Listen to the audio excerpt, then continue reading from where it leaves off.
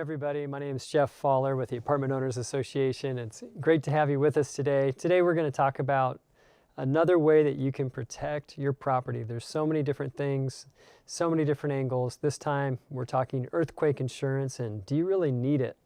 And so we have just something very, very, I'm looking forward to it. So let's get right into it. And so anyway, AOA's been around for over 40 years, and we have one of the largest individually organized groups of apartment owners here in the state. And the goal is that we would help you find ways to save money or generate a higher income, higher rate of return of your income property. And so this is just one more thing that falls in line with our goal. And anyway, I hope that this is helpful for you. And then also another thing we have is the AOA's property management software. And so if you haven't heard about that, you do get 6 months. The first 6 months of it are free. And that is just a great deal. Starts out at $15 entry. And so that's something to help you get your accounting done. There's online rental payments. There's a tenant portal for where they can put in a maintenance request. So lots of different things going on there. And anyway, just another way that we're trying to help. It syncs up even with AOA tenant screening. And anyway, so excited about these different ways that we can serve you, and sure hope that it does. If you would like closed captions, you can go to Facebook. And there's live closed captions. If you're just on YouTube, then you can see those after the recording, but go for live, go to Facebook. And if you're on the AOAUSA.com website, just a welcome to you. There's a blue help button on the bottom right side, and you can put in a question there. We're going to take questions at the end a little bit. So just hold your questions because they're going to cover a lot of material, and they may answer your question in between now and then. All right, so our speaker today, he's the CEO and founder of Golden State Insurance Solutions. He is a Notre Dame grad with business degree. He's a landlord himself, and he's insurance and risk management leader in the real estate industry. And we wouldn't have picked Anthony to do the AOA group insurance unless we really felt that to be true. And he's won several awards, been named the top apartment specialist in the whole United States and the whole nation, in the best claims experience and at the best price. And so it's my pleasure to introduce to you today Anthony Miller.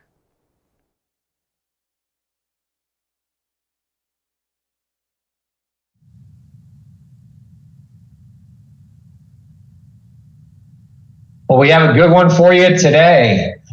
Thanks for joining us. It's not a matter of if, it's a matter of when. Are you prepared for the next earthquake? We're going to be talking about earthquake today, and why earthquake insurance is a must-have currently. My name is Anthony Miller, and I am with the AOA Insurance. We are a full-service insurance and risk management firm, national firm, and have partnered with the insurance on the insurance side with the Apartment Owners Association in California for many, many years, and have been able to develop many different exclusive and semi-exclusive programs specifically for apartment owners, landlords, property managers. And so very, very exciting, a lot of changes in the marketplace. And so today we're going to be talking about all things earthquake. Very exciting stuff. I have with me two experts in the space, Brett Davis, who is a real estate specialist and account executive and program lead for the Apartment Owners Association. Hi, Brett. Thanks for joining us. Thank you for having me. Excited to be here and learn the ins and outs of earthquake. And if you guys have any questions, happy to help out where I can. Nice. And we also have Alan Gebauer, who we've been working with for years and years. He is an expert subject matter expert and is an extension of us, an earthquake specialist. Al, thanks so much again for taking time out and talking all things earthquake. Thanks, Anthony. Thanks very much for inviting me to this meeting. And I look forward to talking about earthquake insurance and what's the latest going on with it. Absolutely. Yeah, we wanted to make sure that we had the best of the best to address any areas and really just have most of a beneficial time and comprehensive time going over earthquake as possible. So without further ado, I'll jump right into it. Let me just share my screen here. All things earthquake. All things earthquake. Just make sure my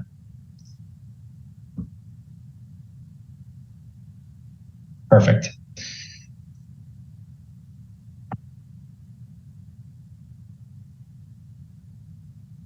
I have a video clip. I actually was watching this and I thought this was pertinent. So I'm just going to play this here.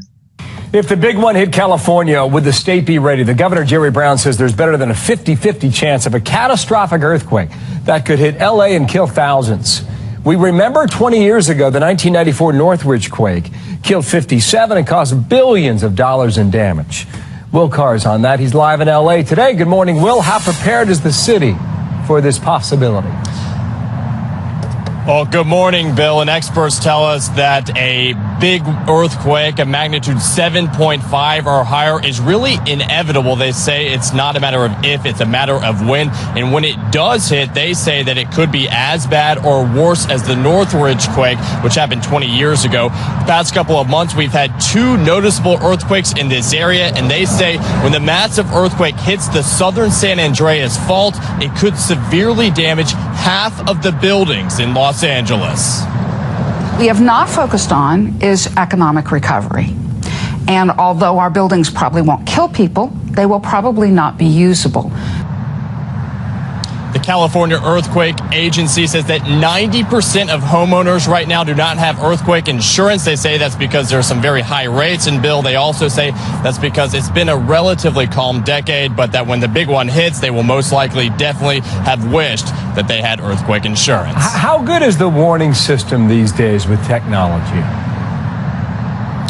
Well, you know, that's a good question. A couple things are being done. The city of Los Angeles is actually looking at a rating system for commercial buildings, and Caltech here actually has an early earthquake warning system up and running that they can use. It's very similar to the earthquake systems that they have in Mexico and Japan, and it could warn people in downtown Los Angeles up to 45 seconds before an earthquake hits. The problem is that they say it could be up and running in 2 years. The problem is it takes money. So far, neither state nor federal officials, Bill, want to foot the $16 million annual bill that it would take to get that early warning system up and running. Wow. Thank you, Will. Will Carr on the streets of Los Angeles. Thank you, sir.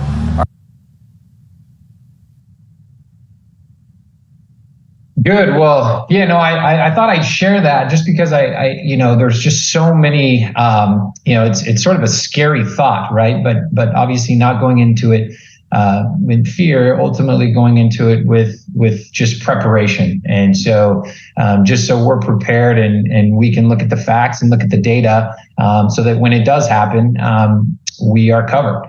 As the newscaster just mentioned, he specifically said, and this is from the U.S. Geological Survey, is that in the next 30 years, and this was actually, I think taken in 2011, that there's a 99% chance of a similar size quake as that Northridge size quake.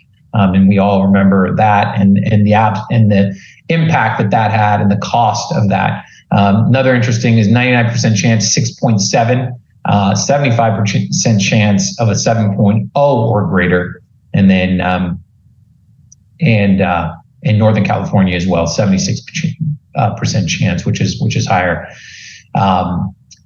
According to the U.S. Geological Survey, the big one is a hypothetical Southern California 7.8 earthquake modeled to essentially cause about 1,800 deaths, which is very unfortunate, and over 213 billion in economic losses. And I think that's actually higher today. So the data, says a lot, and unfortunate. We are in an earthquake-prone state, and so it's really important for us to be aware and know the details of this. Every year, approximately 500 earthquakes occur in the state of California, believe it or not. This was a source by the San Diego Office of Emergency Services. If a big earthquake hits, we've been asked this question quite often: will the government bail us out? And really, there's no guarantee. There are grants, there's a huge lengthy process for health and safety. There's just a number of different things. And so relying on the government for something like this, unfortunately, is not the ideal situation when there are other alternatives to make sure that people are properly protected.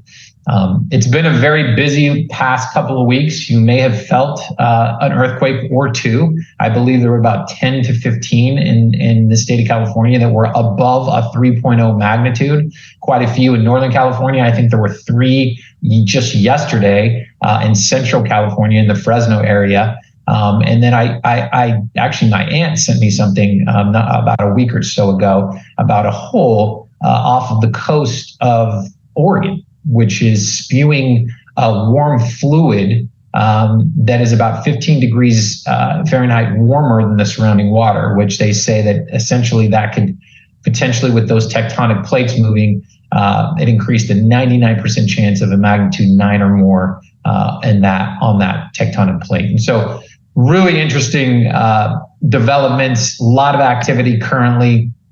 And what I thought would be interesting is just sharing just the recent timeline of some of the major earthquakes. Obviously, in December, we had one in Ferndale, which was a 6.4. In 2021, in Antelope Valley, there was about a 6.0.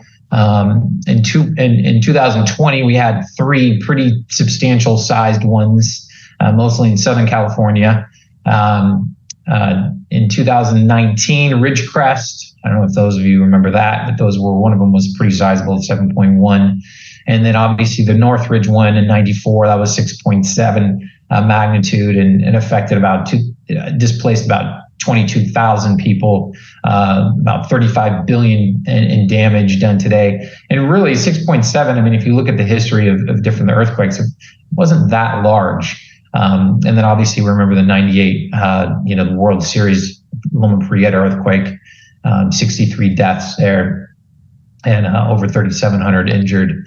Thought this was a really good map to provide just to kind of show illustratively some of these tectonic plates and how they're connected from Northern to Southern California and the probabilities of these earthquakes occurring of at least a 6.7 earthquake. And as you can kind of see in the red areas, pretty substantial. I mean, almost close to 100% in certain areas, but some of those fault lines go all the way up and down. So just to give you a good sort of visual of the severity and the realness of the probability of an actual earthquake happening and a severe one at that.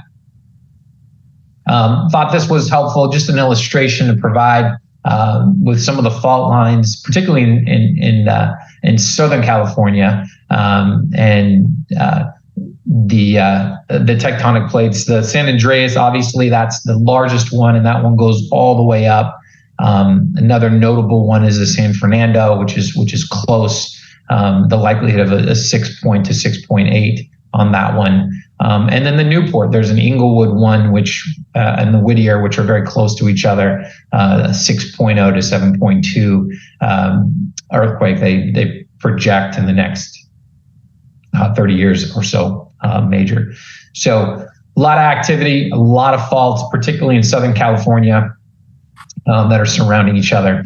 The average cost of an earthquake, we look at, the damage that's done, and, there's by the Metropolitan Statistical Area, they estimated about 2.8 billion per year is spent on earthquakes and average damage per year on building damage. And this is 82% of that damage is in one of these major metropolitan areas in either LA, San Francisco, San Bernardino, or the San Jose, sort of Santa Clara areas. Those 10 counties actually would have the highest seismic risk, which, as I mentioned, LA is on the top of that list, which is about 3.5 times. And the second is Alameda County, close second. And that was a survey done in 2011 by the California Geological Survey. The Northridge earthquake. This was a picture taken there. Pretty tragic. Again, that earthquake wasn't a significant in terms of the magnitude of the size, but it did a ton of damage. And so I think it's helpful just to kind of extrapolate that data. And I took some data, and this was done by the LA Department of Building Safety in 1999. And so these costs, obviously inflation, these costs today would be much higher. But in Canoga Park, the value of the permits repair were about $8.6 million. There were about 243 permits.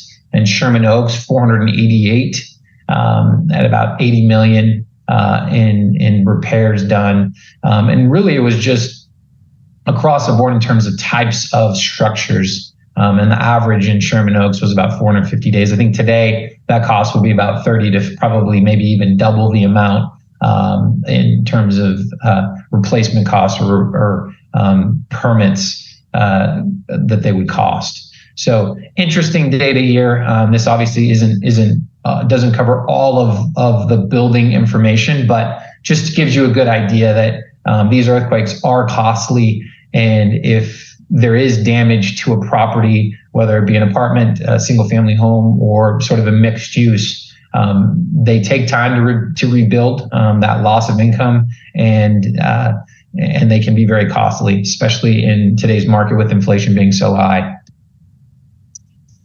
Took this picture here, and Al or Brett, if you guys want to chime in here, I don't know if you guys have noticed these pictures, but this is one. I like to take these because we see a lot of these types of buildings, don't we, Brett, now, particularly in California. Soft story or tuck under parking. It's very prevalent for that construction type for the parking area. I'd say prior to 1980, there's many properties that probably about a third or half of them have this parking situation because of the shortage of space, and they don't want to have huge parking lots. But I would add earlier, the magnitude of the quake. When somebody's seeing that number and like seeing Northridge was 6.7 magnitude on the Richter scale, moving up to 6.8 or 6.9 or 7, it's not a linear scale. It's not another 0.1 or like maybe 2 or 3% more in power. It's an exponential scale. So it's actually to the tune of multiples. You go up 0.1 or 0.2 or 0.3, you're talking 2, 3, 4 times the power of the earthquake. It's a much stronger event, will cause a lot more damage. So it's, people down there have not experienced a huge quake, and it would be dramatically way worse. A 7.0 or 7.8 prediction would be probably 10, 20 fold, maybe even more than that, strength-wise of what Northridge did. So the scope of the damage would be vastly bigger. And the other thing to consider is that, unfortunately, most buildings are actually only designed for probable loss expectancies of an earthquake event. So even a newer structure may have only been designed for a 7.0 or a 7.1. They tend to design based on history versus design for the worst possible quakes. That's another thing to consider, that if you've got a newer building, but you still could suffer significant damage with a 7.8 earthquake, there still would be damage probably to virtually half, if not more, than all those properties. Gotcha. Going back to this tuck under situation, you're going to continue with this, but you're going to show pictures of how damageable these structures are if they haven't been retrofitted. That's a big issue with us in the earthquake insurance area. As you can see, that the building is literally pancake, and huge devastation, loss of life, loss of property. I mean, these properties would have to be rebuilt at that point. It's just totally devastating. Now, I know in LA County, they have had ordinances requiring soft story structures to be retrofitted. So I believe a lot of the structures have had retrofit done to them, which is a really good thing. So it's going to definitely reduce the amount of damage when the 7.8 or 7.0 or higher hits. But like I said earlier, it still doesn't mean that if you've had the retrofit that your property is not going to suffer damage. depending on how big the quake is, you still could have a sizable loss. The building will probably withstand and still be standing, but there could be some serious damage, cracking, connectors coming apart. It still could be rendered untenable until the repairs are made. It still could be what they call red tagged at that point. So insurance is still a valuable thing to have on your property, irrespective of retrofit. Although I will say retrofit definitely helps you out. If you've got a very large deductible, the retrofit should help with that tremendously, and potentially maybe not have the loss exceed the deductible amount. So retrofitting is number one paramount. If you've got the money to do it, that's the first thing you should do. And then if you still got money left over, then buying the insurance, because you still could have a loss even with the retrofit. Yeah. No, those are great points. I appreciate you sharing that. Yeah, it's interesting how 1 point or 0.1 can change the percentage or increase the potential for damage that significantly. Once we start to get in those even low sixes, right? Even high fives, the amount of stress and pressure and compromise that it causes to some of these buildings, especially if they're built older. Do you find, Al, are you seeing that some of the newer construction? I mean, obviously they're planning for the prevention and to withstand some of these higher earthquakes, but they're still building tuck under. So is that something that you're seeing that's comforting? Yeah, even with the newer structures, the insurance market, and we're going to probably talk about this some more, but the insurance market is constricted so much that the word tuck under or the tuck under exposure or soft story exposure is a big negative to the insurance community, even on newer properties.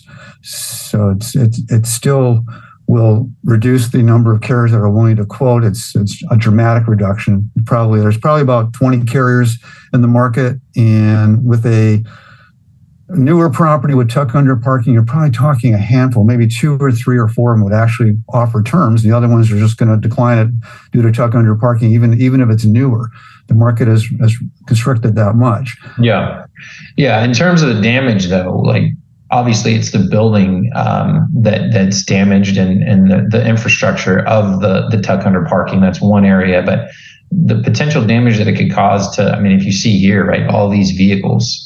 The amount of vehicles and the lack of use for these tenants that have these vehicles. So for someone who does have a tuck under building or underground parking, the potential for these claims is exponential. Is that right? Yes, especially if it's older, but on like you were asking, on a newer property, it's probably not going to collapse.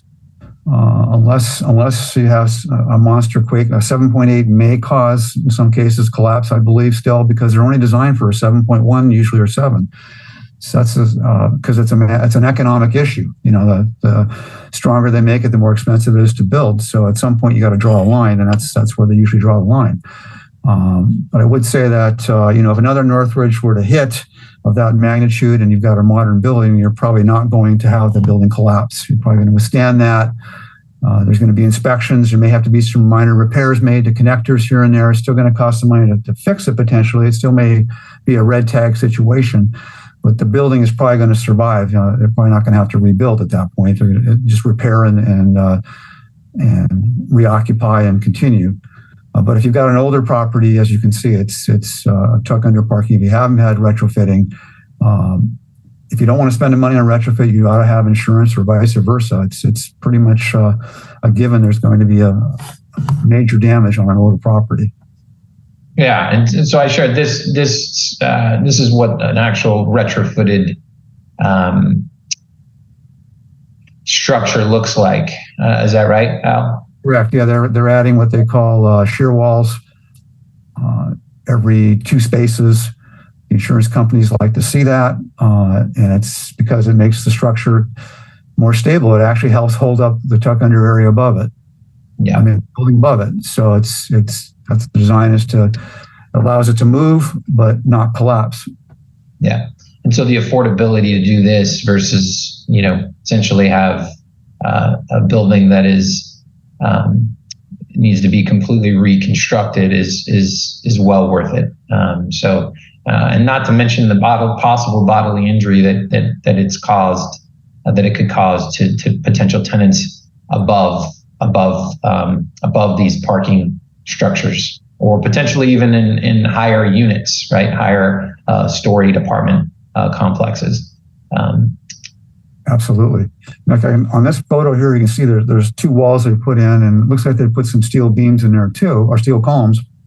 And they strengthened the support and added the shear strength to widen the support for the load and the moving of the building. Something like this, if that's the only section they had that was tucked under, it's probably going to run the, I'm not an expert in the estimating, but I've seen enough reports from people that are retrofitted. Something like this is probably in the area of $5,000 to $20,000 to do. The insurance on a structure like this, let's say it's a couple $1 million. In today's market with tuck under, you're probably looking at a 0.8 or 1% rate. You're probably looking at $16,000 to $20,000 a year to get the insurance. So for the cost of 1 year's worth of insurance, you could probably retrofit this property and drop your insurance in 2. The price would probably come down 50% if they were to retrofit. Gotcha. Makes sense. Yeah, I was also going to chime in. It's definitely important for insureds to keep the proof of the retrofitting and the work that they've had done, because that is important for us when we are going to the carrier and getting pricing for them, to show the modifications that have been made, because that will, as Al just mentioned, it will reduce premium drastically. Absolutely. The structural engineering firm that you've employed to do this work would give you a report telling you what your structure is right now, what it needs for reinforcement. It would have various recommendations, and then I would save the next letter is as after you've hired them to do the work, they're going to specify which items you're going to complete, and they do a write-up on it, and that's something very valuable to save because the insurance underwriters are going to want to see that. Right. No, very good. Not to mention carports, right? I mean, this was one of the ones that we see, but I mean, these, do you know the stability or the withstanding of carports? Well, this one here obviously didn't have very much strength to allow the structure to wobble. Yeah. Just had steel columns probably on both sides, or excuse me, wood columns on both sides, and it wasn't adequately designed for flexing. So, yeah. Yeah. So again, just illustrating the potential, to make sure of an earthquake, even a small earthquake, right?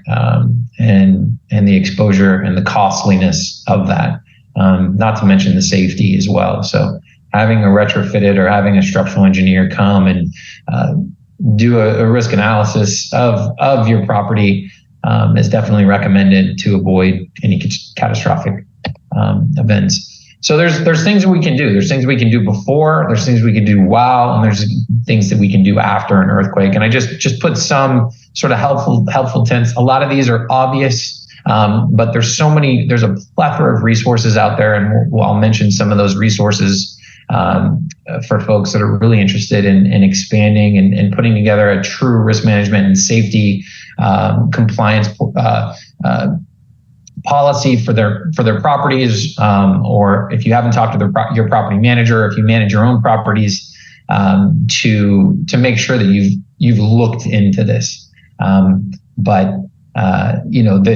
talked about the emergency services and the notifications. There's a ton of technology that's been developed to notify us, and there's apps on your phone. There's sites that you can go in and log in, and they will send you a text message, up to 45. I think it's even more than 45. I think it's actually closer to like 60, maybe even more than a minute at this point. But, just making sure that you're putting in thoughtful, intentional preparation to make sure that you aren't surprised, right?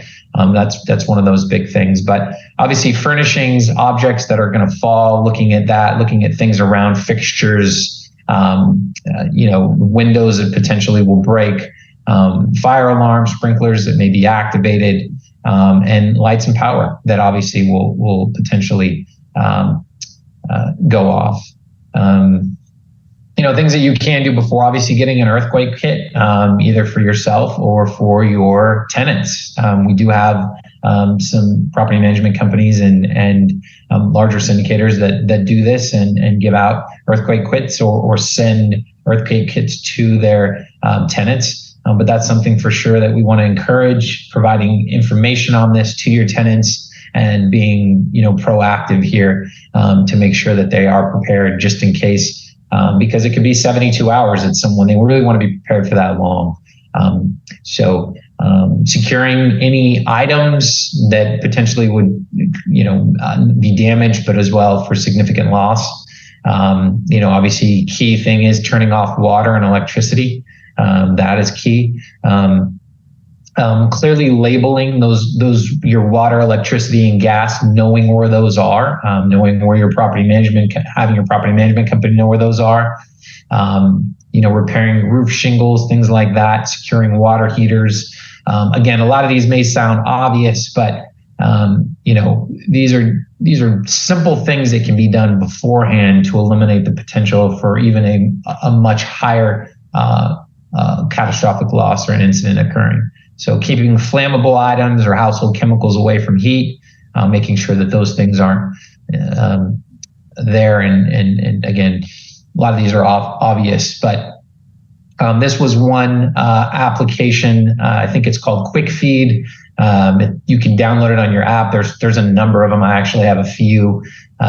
So making sure that you work with your property manager and just have a quake safe unit for each of your units. I know some property managers that go through each one and giving them helpful hints and tips. That is something that can actually be done. We talked about securing the structure and making sure that there's infrastructure there and talking to a structural engineer to make sure that your property is there.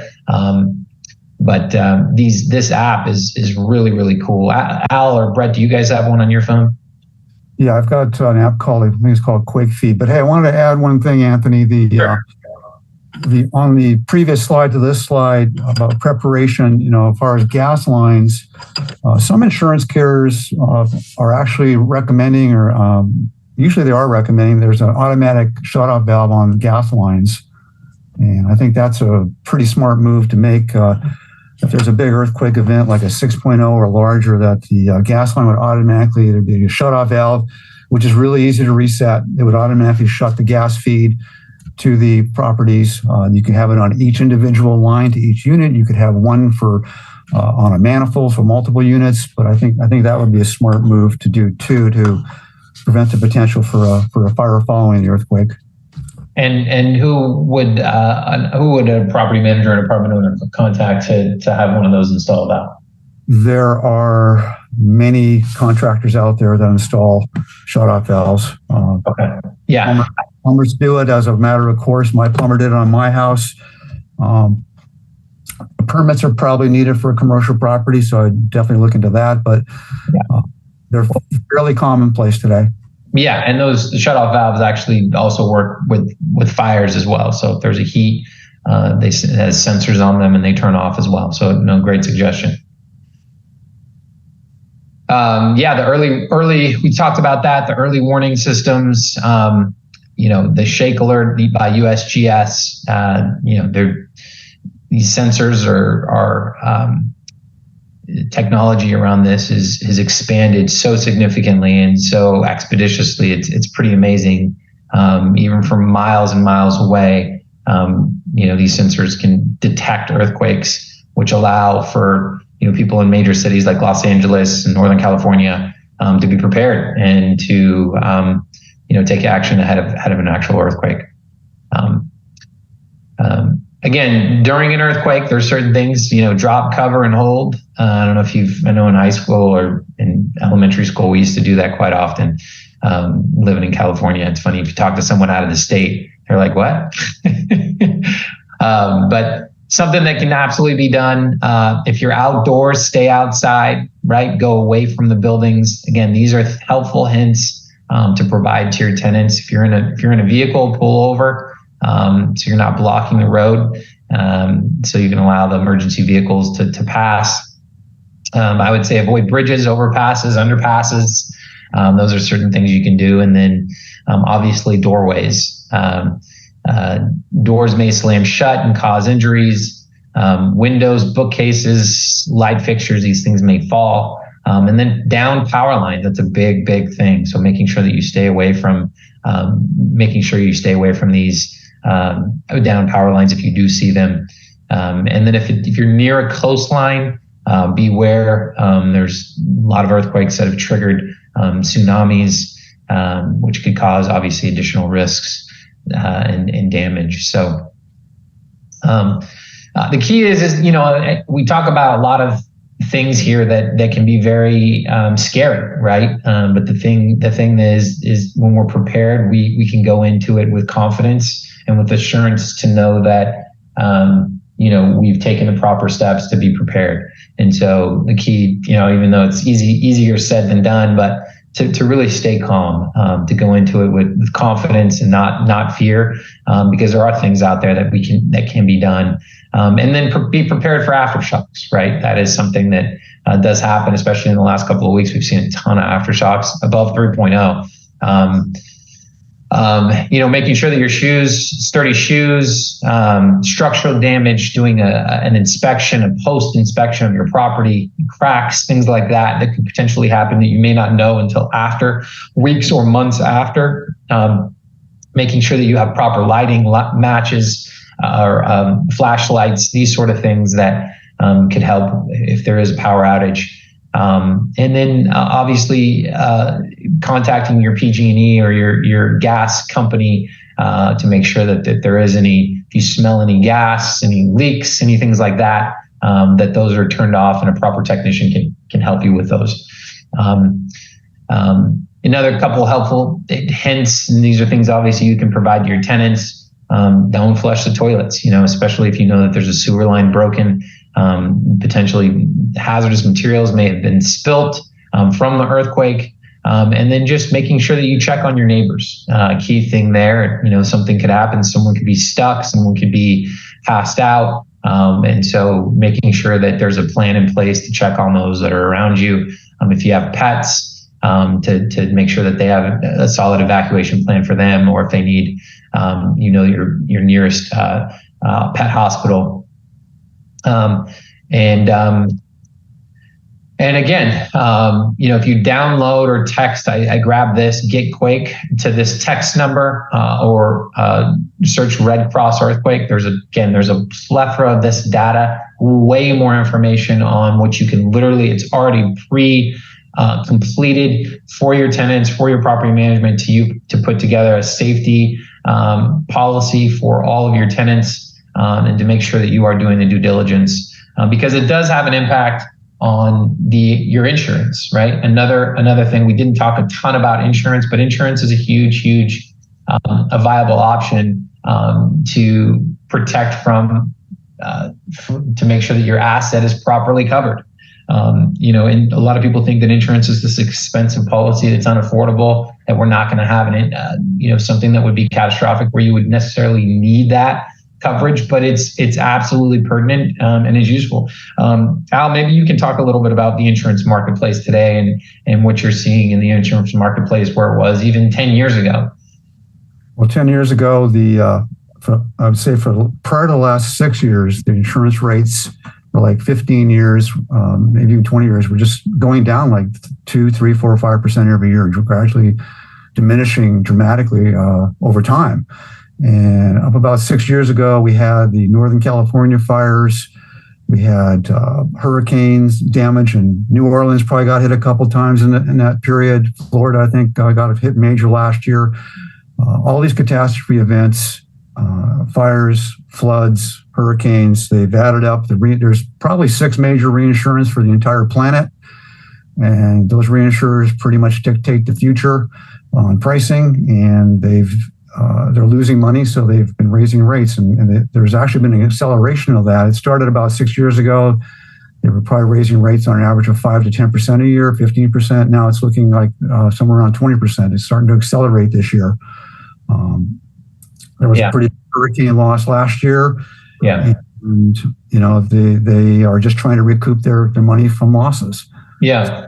Right now, the market right now, price-wise, is up. Yeah. And there's a restriction in capacity. Markets are reducing the limits they're putting out there Deductibles are up, so it's a pretty tough time right now to enter the market pricing wise, because right now the pricing is probably double or triple what it was 15, 20 years ago on any risk. Yeah, well, it's interesting, Al, because it's one of those things where we haven't had a lot of damage done or a lot of claims filed on the earthquake side. But what's really interesting is that these earthquake rates, these treaties that are signed with reinsurance, they're actually tied in with property. So these higher, and higher catastrophic exposures. So these insurance companies have taken a major loss and major hit really across the country on these significant wind and hailstorms, a lot of property loss in the South, Midwest, even on the East. And so these property rates, which I think you touched on a little bit, these reinsurance treaties are tied to that. So unfortunately, by default, earthquake rates, that's one of the reasons why we're seeing these earthquake rates go up so much in recent 12 months, is because of those reinsurance treaties. They file these rates, and so that's why the insurance for the earthquake. I also think too, would you agree that the probability of these earthquakes happening in California, given that it's sort of been quiet in recent years, that in terms of damage, that probability has increased pretty substantially? I'd agree with that. The insurance companies also have, they model losses. So, they don't really rate up your risk per se. They have minimum rates to hit for different types of construction and year built and et cetera, et cetera. They have a matrix for that they follow, but they have a loss modeling program. There's RMS. There's 3 or 4 major loss modeling companies out there that provide the software to the insurance companies. And the loss modeling companies, Northridge caused them to have a big increase in damageability for structures with soft stories. So they just over time, they're getting more conservative. So the loss modelings are increasing also. Recently, there's been increases on that. And what they do is they use those models to determine, they look at your risk. Okay, they plug it into their computer system. They run their loss expectancies. They have internal methodologies for figuring out, okay, this is going to affect our whole portfolio by this much. It's going to affect this particular fault line by this much. So that they monitor the capacity that they have on the fault or for the whole portfolio in a region. And then they'll determine for that particular risk, or determine a premium. So their modeling losses are increasing also. So that's driving the prices up also. Yeah, really exciting topic, right? Earthquake insurance. Brett, real quick, how does earthquake insurance deductible work, and how is earthquake insurance any different than your standard apartment insurance policy, general liability, property? Can you speak to that a little bit, and maybe Al, you want to add anything? But in terms of deductibles, right? Yeah, so your standard business owner's policy or homeowner's policy will have a listed deductible, typically a dollar amount. You'll see anywhere from $1,000 to $10,000 on a standard commercial policy. The earthquake deductible works a little bit different. It's a percentage based off the building limit. So when we shop out to the markets, what we do is we provide our insureds with different options of the deductible and how it fluctuates with the pricing. So the percentage will be based off the limit of insurance that you have, as opposed to a flat dollar amount. Yeah, it's actually the insurance policies, they have 2 ways of doing it. About half the marketplace does it one way, the other half does it another way. And the deductible is determined by either the values you've reported. So if you say your building is $5 million, you got a 10% deductible, it would have a $500,000 deductible. Or the other half of the policies will times the actual replacement cost at time of loss. So in that case, if your building was reported at 5, but it was actually 6 or 7, your deductible at 10% would be $600,000 or $700,000 versus the $500,000. So there's a big difference in how the deductible can be applied depending on how the policy is worded. But it's never against the loss amount. It's not against the loss limit amount, because with earthquake insurance, if let's say you have a $5 million property, but you only want to insure a couple $1 million, you can do that. You can buy a policy with a $2 million limit. But again, the deductible is not going to be applied against that $2 million limit. It's going to be applied against what you reported for the building or what the actual replacement cost of that building is at time of loss. Again, depending upon the policy language. And we can help you with that. And, we know the policy language for the carrier, so we can tell you which deductible would apply if you're curious about that. Gotcha. Yeah, from a cost standpoint, right? From a budgetary standpoint, if you were to put a number on it, because I know we talked about this earlier, just in terms of rates and minimums of premiums, where do you see the marketplace in terms of pricing? Like, if you were to put a gauge, I know it's a tough thing to do, and we're not going to hold you to this. We know it's hard to do, and every property is different and every makeup of the property is different, but per unit, what would you say the average cost? Let's just say a 50 unit apartment complex, per door, and is there a minimum premium? These carriers do have minimum premiums. Usually start at 2,500 or 5,000. Some are at 10 or 15, but not per door, but for the whole policy. Correct. It's hard to get a grasp around the per unit. I know that you need that number. We can back into it. Yeah. But I would say that number has gone up by 20-30% on the average over the last year. So if you're at 1,000 a door, it's going to be 1,200 or 1,300 a door today. Gotcha.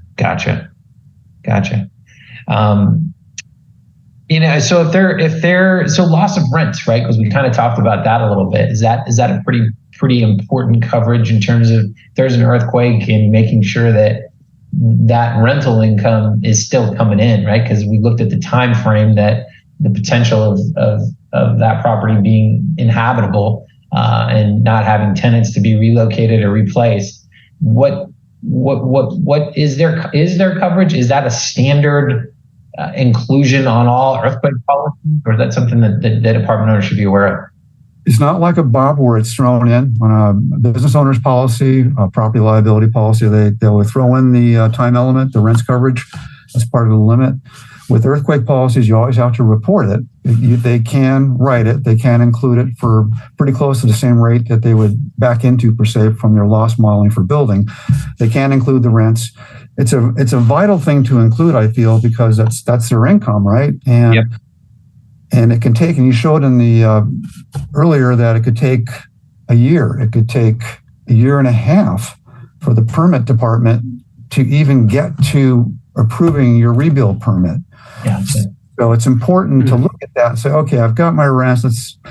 I've got my annual rents that say $100,000. Well, the insurance companies will provide up to 2 years worth of rents. It's some of them will do 3, but the majority cap it at 2. So a smart buyer, if they want to protect their loss of revenues, is going to say, okay, well, get me the max you can buy for the amount of rents. If it's 2 years, get me the 2 years, or get me the 3, because again, it could take a year and a half or longer just to get the permit approved, and before the rebuilding process even starts, and that rebuilding process could take another year or longer. Yeah, a year and a half even, or 2 years. So getting 2 years or 3 years of rents is a really smart move. Yeah. Okay. No, that's helpful. Yeah, absolutely. I agree with that. I do think that it's essential, and it's interesting how many policies we see that don't have that rental coverage, that loss of income on those earthquake policies. And so it's really important fact. If there's a fire that starts, right, because this is pretty common, we saw a lot of that with Northridge. If there's a fire that occurs because of the earthquake, is that covered under this earthquake policy? Typically not. They exclude fire following, but typically the BOP policy or the property policy would insure the fire, even if an earthquake caused it. Gotcha. So it's important to have both. Yeah, make sure. Good. So I know we talked about the rates generally. We talked about a lot of things that they can do to sort of reduce it. But is there anything else that you can see, or Brett, you guys see, that to sort of reduce, for your average apartment owner or landlord to reduce their rates and make this more affordable? Is there anything that they can do? I'd say the biggest thing to do if you've got an older property is to make sure the building's been bolted to the foundation. That's number one. That's like the first question the majority of the underwriters will ask. And if the owner doesn't know if it's bolted or not, they can hire a contractor to come out there and do some non-destructive opening of exterior walls. That's where the bolting would be. It'd be on the exterior walls. Every 18 inches or 24 inches or 36 inches, there'd be a bolt down there, and they can open up drywall and find that and see it and take a picture of it and submit it as part of a report. It typically costs probably $500 to $1,000 to have somebody to come out and do that. So if you're not sure if you've got it, that's one way to ensure that you've got it or don't have it. And then secondly, I'd say it's if you've got a property that's got tuck under parking or soft story parking, or that's older, or it's multiple stories and it's older, it'd be smart to hire or bring a structural engineering firm in there to do an analysis to see how strong your structure currently is, and for recommendations for retrofitting it. Good. Brett, what would you say in terms of if an apartment owner wanted to obtain an option, they haven't had it before, maybe they have, and they've been with their current broker sort of passively just renewing their earthquake insurance. What do they need to provide us or provide you to make sure that they get a competitive option, Brett? So usually we just need some basic COPE information. It's going to be just the address of the building. The county records is going to have the year built and square footage, and we'll verify that with the insured to make sure that is in line. And then doubling back on Al in regards to what they should have or what they can provide. I know that a lot of times the underwriters can ask for pictures as well to see where the steel beams are. So I would say having those readily available will help in the submission in getting or achieving the lowest price. Completely agree. It's important to know the framework of your structure. Is it wood on a steel frame, or is it wood on a wood frame? Are there reinforced concrete columns? Are there just steel columns supporting the bottom floor or the entire structure? So it's like an erector set. It's important to know what the roof is made out of. Not the roof covering, but the base of the roof. Is it a wood deck or is it a steel deck? It's important to know what the intermediate floors are made of. You got a multi-story building. Is it a concrete on steel, or is it wood on wood? Is it plank on timber? There's a various arrays of different construction types.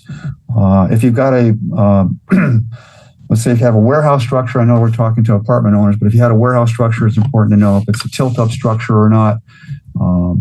And if it's important to know if it was retrofitted at some point too, they'll want to know that on tilt-ups particularly. But I'm going to the side here, but it's vital to know the framework of the building. Yeah. No. Yeah. I was going to say the less questions that the underwriter has is the best, right? Because it leaves less doubt in them to give you the best price. Absolutely true. And if you've had if you've had retrofitting, like Brett said earlier, having the report from the structural engineering firm that shows what you did is vital. Even if you've just done a study, it's good to share that. Even if the study doesn't read well, it's still good to share that. That way there's no doubt what you've got. You don't have a situation where you have them insure you. They go out there like, oh, this is not what we thought it was. They have an inspector that determined that it is a different type of construction that's worse than what they thought in terms of higher exposure to earthquake damage, and then they potentially would either get off the risk or they want to raise the prices or raise deductible, a combination of that. So it avoids embarrassment to have as much information up front as possible. And Brett, you're available for any apartment owner to a property management company to go through this with you if they have questions. Yeah, via email or call. I believe our numbers on there, or if you could call through the AOA and you'll be transferred over. We can take care of all questions via email or phone. Gotcha. Awesome. So any final thoughts, all things insurance? Well, thank you guys. Really appreciate you guys taking time out to talk about earthquake. I know we could talk about it for days and days and days, and hopefully we didn't put anyone to sleep. But I think it is important just to make sure people are prepared and aware of something that's such a crucial exposure to an incredibly valuable asset, right? And so it is something, and there are things that we can do from a risk management standpoint. There's creative things we can do from a structuring the layers and limits. We've done that. There's things we can do to play with the deductibles because of our penetration and our size in this marketplace and our specialization with the real estate in real estate industry. We have access to certain channels that are exclusive, and there are some things that we can do that candidly a lot of our peers can't. And so we love it. We love a challenge, and if there's anything that we can do to help, let us know. We're here to help. I would add that, I should have said earlier, but if they've got a large property, let's say it's $30 or $40 million worth of property, and they're not sure how much insurance to buy, we can help with that. They can actually hire a firm to come out and do a study for them. And at a different size of earthquake damage Richter scales, the company could actually tell you, okay, damage would be this much. At this level, it would be that much. That way you can pick and choose what limit you need, because if you buy a lower limit than your total values, you will save some premium. That's right. Yep, absolutely. Yeah, and it's a service that we can actually. There are a number of companies that do offer that. If you're interested in pursuing that and really getting an accurate an assessment of your property and how it was built and what type of magnitude earthquake it would hold, and what that would look like. I mean, that's really going above and beyond. So, great point out. Hey, well, great. Can we open it up for questions from the members here? Yes. All right. So now if you have questions, please put those in the chat. And as you're typing, I'll just mention, this probably if some of the retrofit companies knew that you were going to give this seminar, they probably would have advertised. That's number one. If you have not retrofitted your building, you can go to the AOA website or pull out your magazine, and there's a retrofit. There's a category for it. Just type that in, especially if you're on the website. There's the contractors and vendors page, and you just type in that category, retrofit, and it will bring up companies that are in your area, and you can take a look there and get a few bids. And man, please take care of that. And keep your tenants safe and your assets safe. Do that part for sure, and then knock down the cost on this thing if you do happen to get it. And anyway, so that's some good stuff here. And then we'll just start with these questions that we have. Okay, so Wally on YouTube, the majority of earthquake insurance companies are not in California. What guarantees do we have for them paying a disaster earthquake that may occur? Yes, he is right. A lot of them are not domiciled in the state of California, but still very, very viable insurance companies that are very solvent. I think one of the things to make sure is that you do look at their AM Best rating, and you make sure that it is a financial solvency company benchmarking, sort of what we use to make sure that that insurance company is financially solvent and does have the financial sort of size to cover a catastrophic loss. So we look at things like how diversified are they? Are they in multiple states? Do they cover multiple coverages? Whether it's a completely different coverage like workers' compensation, general liability, property in other countries, right? There are some carriers that are just doing earthquake and are just doing it in California, right? So if there is a massive quake, it could be there could be potential, unless they have a significant amount of reserves. I'm talking significant. That could be a potential concern, right? So that is something that we do look at probably more than any other coverage to make sure that the carrier it can weather one of those potential storms. And there have been, right, Al, that. The video is frozen. I'm not sure if you can still see me. We can see you and we can hear you. Yep. Yeah, I would add to that, saying that there's a lot of markets in the earthquake insurance. A lot of Lloyd's syndicates are being used. Now, the majority of all the Lloyd's syndicates are A15 rated, which is one of the top ratings of best, meaning they have at least $2 billion in surplus. They also have a thing called the Lloyd's Central Fund. So Lloyd's, unlike the American carriers, has another backstop. There is a central fund that part of all their premiums they collect, they have to pay into the central fund. I think it's 2 or 3% of all the premiums they pay into it. And that central fund has grown tremendously into billions and billions of dollars. So they do have a backstop. If a syndicate were to go down financially, they have that to fall back on. In addition to their financial size being big enough to hopefully withstand a big quake, they also have that backstop to further prevent, the policy from not paying any. So, but Anthony, how would the pedestrian, or here in our case, the rental property owner, how would they know how to assess whether the company that they're thinking of going with is actually going to have that financial backing, the ability to pay out if there is a major catastrophe? There's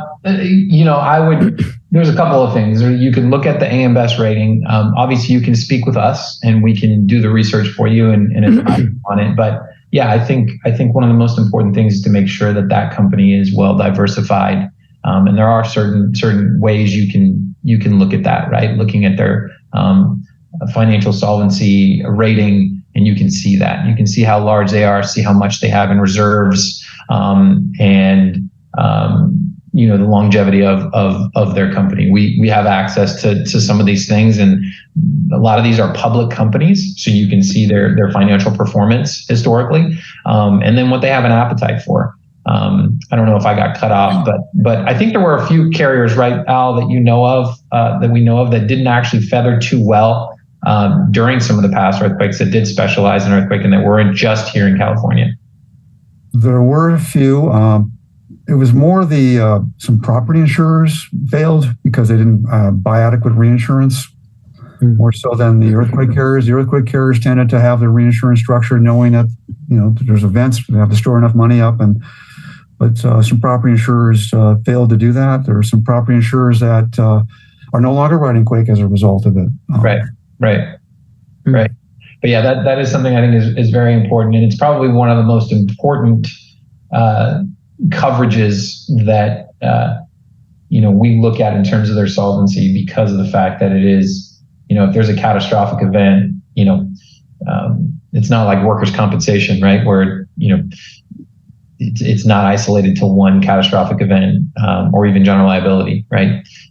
So this could potentially be a major metropolitan area affecting many thousands and thousands of insureds. So it's something that we really take seriously and try to advise our clients. And sometimes the price discrepancy is reflective of that, right? So it's really important that, when you look at the cost, you take these sort of things into consideration. I would add to this thing. So let's take an example like Golden Bear Insurance Company. Like they have an A8 rating right now. I believe that means they've got $200 million in surplus. Now what they do is they'll retain $250,000 per risk.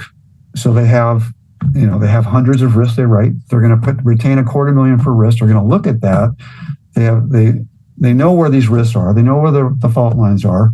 And they're going to, at some point, stop writing in that area. Right now, they have a moratorium in LA County because they've gotten to the cap amount and they don't want to write anymore. They don't want to overline themselves and be more exposed than they can handle. That is typical of what every insurance company that writes earthquake insurance does. To some degree. They may take $1 million net and maybe less or more, but that usually they're not going to share that information with us. But Golden Bear does share that. But go ahead. I was just going to add on to Jeff was asking if members where they can find this information. When we typically send over a proposal, we'll send over the carrier rating as well as their financial cap size. If it's not included on the proposal, we'll send over an AM Best rating worksheet that lists the outlook of the company, and then that way they can familiarize themselves with the carrier. Great. Thanks for that, Brett. And then here's Jay Mario on Facebook. With the coverage requiring typically a large percentage deductible, what variable is this type of earthquake coverage? Oh, I'm sorry. How viable is this type of earthquake coverage? Well, I would say on an older property, even if you've got a 20%, 25% deductible, the potential for an older property, particularly if you've got soft story or tucked under parking that's even been retrofitted, the potential for a large quake to cause more than 25 to 50% damage is still pretty high if a big quake hits. So a lot of local ordinances, cities have an ordinance where if you've got 50% damage, they consider the property a total constructive loss. So they're going to tell you to tear the whole thing down. If you've got 50% damage, you're not going to be allowed to just rebuild the damage. You're going to be told to tear the whole thing down. So it's important to realize that, for older structure, even with the big deductible, it's still going to protect your assets if there's a huge loss. You don't want to lose the whole thing. And that really is the unfortunate part about it, right? Because a lot of this is really doing the budgeting exercise for how much is affordable to be a profitable landlord, and in some cases it's just not affordable, and so you have to weigh that out based on the cost and the potential for essentially, like I said, I mean, there's a reason why the insurance companies are pricing it accordingly, right? These are for-profit insurance companies. So they're very good at pricing out these policies, and for good reason, right? So the higher it is, the more risk you are taking, right? If you choose not to. So correct. And the less certain they are, the higher the risk. The less data they have, the higher the premium. Essentially, the more data, right? Because of the data. So this is very data driven, especially in today's market. Even with the last 10 years, there's just been an emergence of investment in this data to really dissect and identify these probabilities. But I don't want to finish answering that question on newer properties. It's with a 20-30% deductible. If you've got a relatively new property, if your property is 2000 or newer, and the tuck under parking areas are strongly designed, and you've got to go with a 20 or 30% deductible, well, at that point, it's going to come down to affordability. I mean, if you feel the premium is not outrageous, okay, but if you feel it's too high, I mean, you've got a pretty good situation where you've got a newer property with a high deductible. The insurance may not come into play on a big quake. A 7.3 may not pierce the deductible. So the point's well taken that at that point you may not want to buy the insurance, but still you still could buy a sliver of it. You still could buy, instead of buying, you've got a 10 million property, you can still buy $1 million or $2 million just to. And that's the great thing about earthquake insurance which is very, very different from most other coverages. There is a minimum, and the carriers won't insure a partial. Like, you can't just go and insure part of a building. There's too many rules and regulations, particularly in the state of California. They just won't. The insurance companies won't do it. Whereas an earthquake, you can. Correct. All right, on Facebook, J Mario again. Can the same thing that happened to PMI, bankruptcy, government protection, happen if there's a major catastrophe? I think you touched on it a little bit, but I did. Yeah. I mean, we never want to be in a situation where we're having to wait for any government agency to step in and take care of us in that way, right? Because more than likely, it is unlikely. I'm not a politician, but I can just tell you, based on experience, these are for-profit companies, and these individual assets that you own, because there's policies that are out there, or insurance companies out there to provide coverage. It would be a situation if there wasn't, right, and insurance didn't purchase them or didn't have access to them, but they do. And so for the fact that they do, I think it's just, I would highly advise. I mean, it is a risk, right? There is that chance that, the government could step in, but it would definitely not be something I would be willing to put any financial asset of mine as a risk for that. Any thoughts on that, Al? I would add that that entails a small business loan also. And I believe that when the government steps in, you can't get very much for a loan. I think it's ridiculously low. I think it's like $50,000 or $25,000. It's not millions of dollars that you can get through the government to help you in that situation on a loan basis. So it's a timely process. It's a very timely process from what I've been told. and what we've seen, and there's no guarantees. Yeah, and I also appreciate, you mentioned some of the things to prepare, know where shutoffs are, and I appreciated some of those things that you mentioned, and just as a good reminder, before you're handing the keys to a new tenant, just to tell them, hey, this is where this is. These are where these things are, because you may not be there. That's right. You're going to want that tenant to be able to turn those things off, and you want them to be protected and prepared for this. And it's just good to kind of think about this now and then, and think about our processes and systems that we have in place, and make sure this is one of those. Absolutely. Hey guys, I appreciate you so much. Thank you for spending the time with the AOA members, and definitely give you guys a call.